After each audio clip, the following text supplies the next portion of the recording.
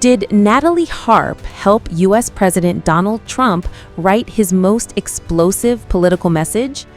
A new analysis has identified 35-year-old Harp as the document author of a 14-page memo that Trump sent to lawmakers after the committee voted to subpoena him in October 2022 as part of its investigation into the January 6th Capitol riots in 2021.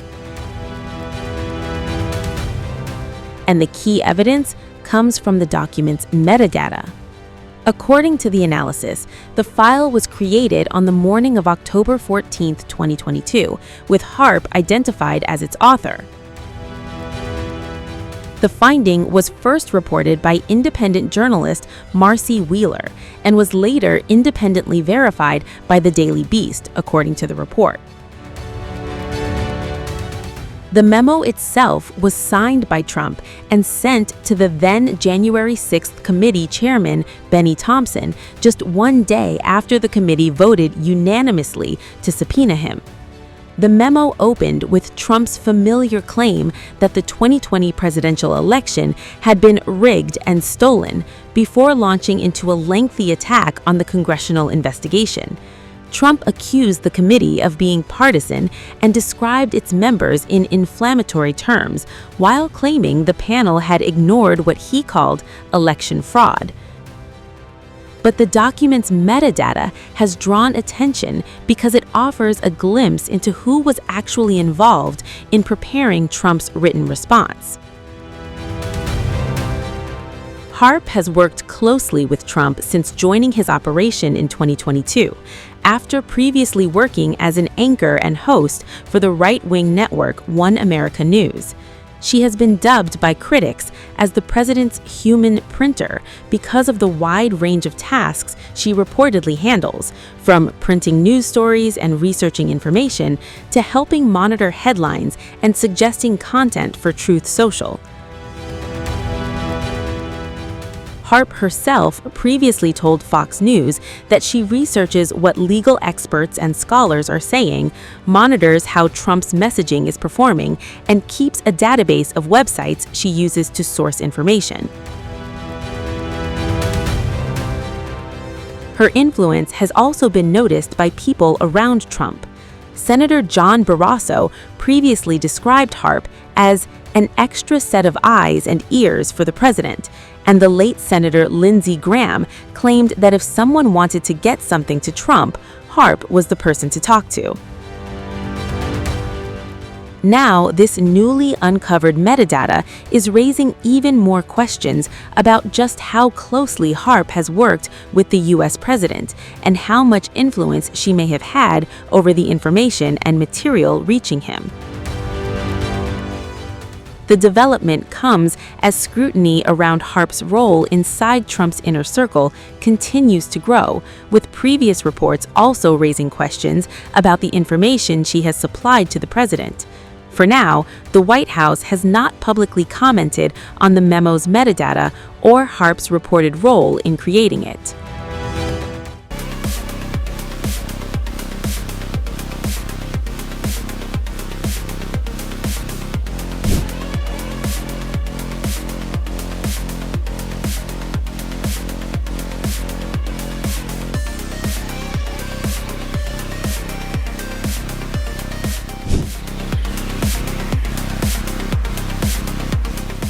Natalie Harp's intimate letters to President Trump are now being revealed in full.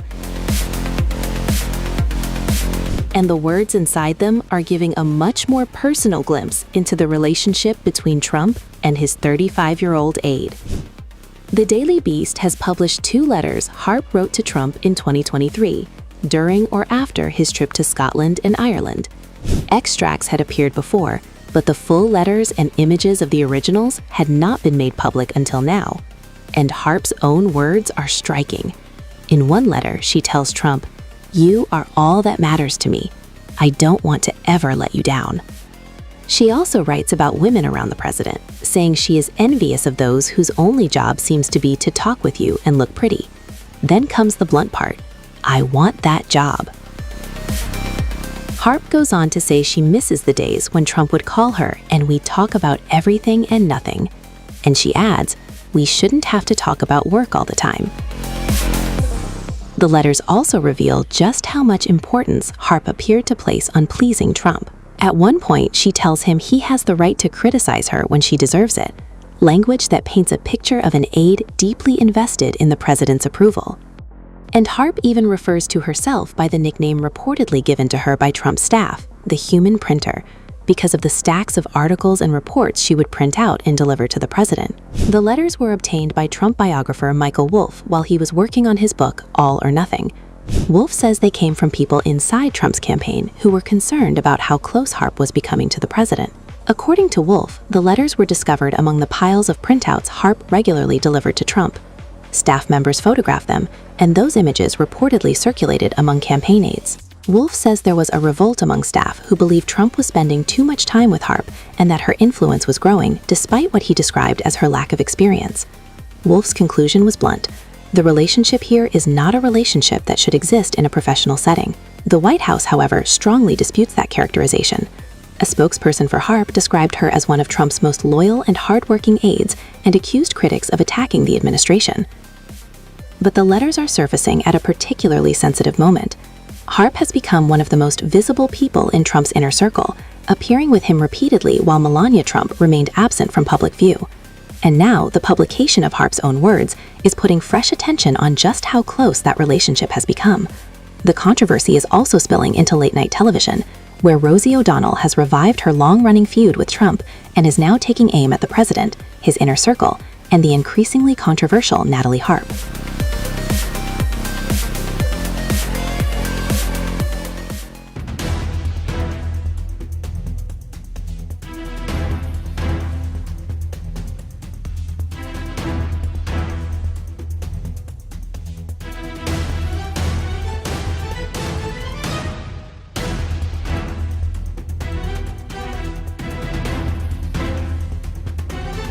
Rosie O'Donnell is back in the spotlight, and her attacks on U.S. President Donald Trump has grabbed headlines. Hosting Jimmy Kimmel Live for third night, O'Donnell took a fresh jab at Trump, but this time, the attack was not solely on the president. O'Donnell also dragged White House aide Natalie Harp into the joke, who has been under scrutiny over her extraordinary access to the president.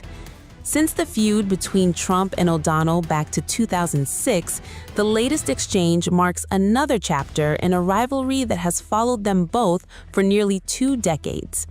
According to the Irish Star, on Wednesday, August 19, O'Donnell opened part of her monologue by telling viewers she had some bad news for Trump. Then came the nickname. She said, "I do have some bad news for President Teddy Roosevelt." O'Donnell then appeared to turn the joke toward Trump's relationship with Harp, telling him, "That's all I'm gonna say about you tonight, sweetheart. You gotta realize it's time to hang up your wig and let Natalie tuck you in. Time to go nighty-night." Teddy Roosevelt is only the latest nickname O'Donnell has used during her guest hosting run. Just one night earlier, she joked about suddenly finding herself back in the headlines. "This has become a strange experience for me because all of a sudden I'm re-famous." O'Donnell followed that by saying, "I'm back in the spotlight all thanks to President Oompa Loompa J, who was watching us this evening from inside a catering cart." According to the Irish Star, the catering cart joke referenced reports that Trump allegedly hid in a catering cart after switching planes amid a threat from Iran. Those reports remain allegations, and O'Donnell was using them as material for her late-night monologue. She later added another jab at Trump, telling him, "You brought me back, just like you did with fascism and the measles." The latest Natalie Harp remark adds another layer to O'Donnell's attacks, but Trump has remained the prime target of her monologues throughout the week. Harp has been mocked by critics as Trump's human printer, and O'Donnell specifically referenced her while delivering the "hang up your wig" joke. The remarks come as O'Donnell continues using her temporary late-night platform to revisit her long-running opposition to Trump. On Monday, O'Donnell also explained why she moved to Ireland following Trump's return to the White House. I read that Project 2025 and said, gotta get myself out of here, you know? She then joked about Ireland and its drinking culture. O'Donnell has also referred to Trump as Mango Mussolini during her guest hosting stint. Her decision to leave the United States after Trump's re-election had already attracted attention. Now, her return to American late-night television has given her a major platform to revive their old political and personal war of words. Trump and O'Donnell have reportedly been fighting since 2006, years before the Republican got elected to the Oval Office for the first time. Their public clashes have repeatedly featured insults from both sides, turning their rivalry into one of the most recognizable celebrity political feuds in the United States. Now, nearly 2 decades later, O'Donnell's stint on Jimmy Kimmel Live has pushed that old rivalry back into the spotlight. Now, all eyes are on Trump. Will the POTUS fire back at Rosie's latest barrage? Because if history is any indication, this feud is far from over, and the next chapter could be just one Trump post away.